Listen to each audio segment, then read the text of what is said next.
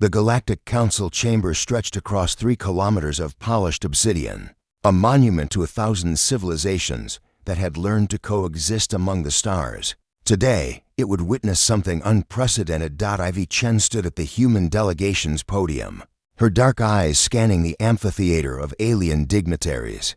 Beside her, Caleb Morrison reviewed the data one final time, his jaw tight with controlled fury. They had come to this session expecting bureaucratic delays, perhaps some minor trade disputes. What they received instead was humiliation. The human petition for advanced warp technology is amusing, Ambassador Thexidor of the Kryn hegemony announced, his triple-jointed mandibles clicking in what his species considered laughter. A species that hasn't even achieved type-to-civilization status, believes they deserve the same privileges as the founding races.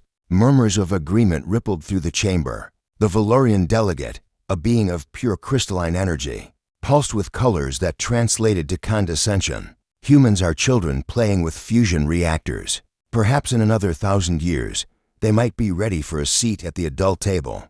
Ivy's fingers whitened around the edge of the podium, but her voice remained steady. Earth has contributed 15% of the Council's military forces. Our engineers solved the Kelvin radiation crisis. Our medical teams, yes, interrupted High Arbiter Ven, the ancient Quarian whose species had founded the Council 8 millennia ago. Humanity's famous ingenuity. You excel at improvisation because you lack the patience for proper scientific methodology. You are useful as soldiers and laborers, nothing more. The chamber erupted in a cacophony of alien laughter, hisses, chirps, harmonic resonances that shook the air itself. Caleb leaned close to Ivy, his whisper barely audible. The Exodus Protocol? She gave the slightest nod. Then I suppose, Ivy said, her voice cutting through the noise like a blade. Earth must reconsider its position within this council. Thexidor waved a dismissive appendage. Threats? How predictably human. You wouldn't dare leave the Council's protection. The Void Raiders would tear through your primitive defenses within a solar cycle. We're not leaving, Caleb said, stepping forward with a tablet in hand. We're terminating every treaty, every agreement, every contract that binds Earth to the Galactic Council. Effective immediately, silence crashed over the chamber. High Arbiter Ven's sensory stalks twisted in confusion. This is madness. You would doom your species to Article 47 of the Council Charter. Ivy continued, her voice now cold as the void between stars. Any member species may withdraw from binding agreements if subjected to deliberate discrimination or coordinated humiliation before the full Council. I believe today's session qualifies. Motion seconded by Caleb Morrison, Deputy Ambassador. Earth invokes Article 47. The legal subroutines built into the Council chamber itself began processing the invocation. Reality seemed to pause. You can't do this. The Valorian delegate's crystalline form flared with colors representing panic. Our medical facilities rely on human-designed nanotreatments. Not our problem anymore, Caleb replied. Thexidor rose from his delegation seat.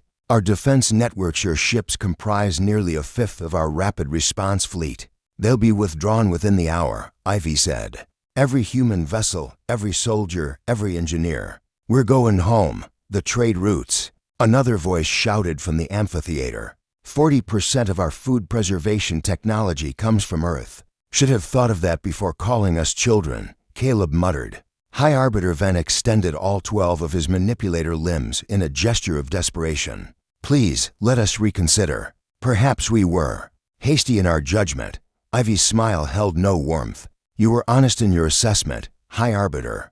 You see us as useful tools, nothing more. So we're taking our tools and going home. You can manage without us. The Void Raiders, Ven began, will be your problem, Ivy finished.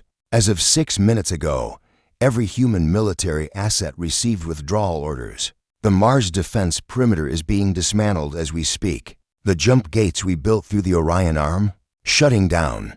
The terraforming projects we've been running on 17 Council worlds, abandoned. The chamber descended into chaos. Delegates screamed at each other, at the humans, at their own subordinates. The pristine order of the Galactic Council shattered like glass. Caleb pulled up a holographic display. For the record, we're also terminating the following.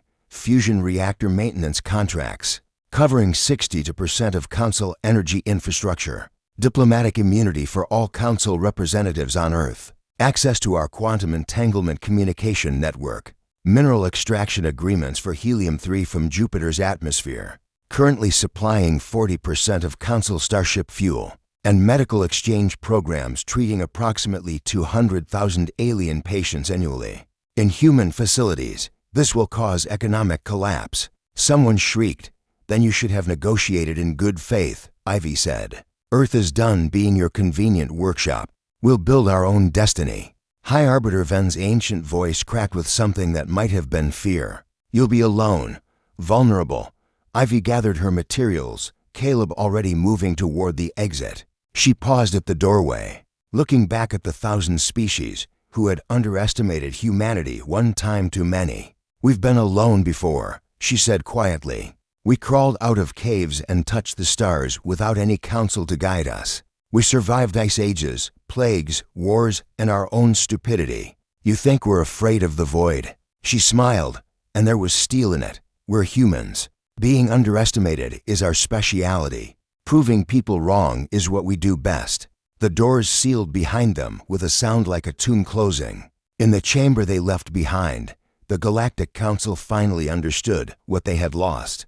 Not soldiers or engineers or useful laborers. They had lost the one species in the galaxy too stubborn to accept limitations, too creative to follow established rules, too brave to know when they should be afraid. They had lost humanity, and they would spend the next century learning exactly what that meant.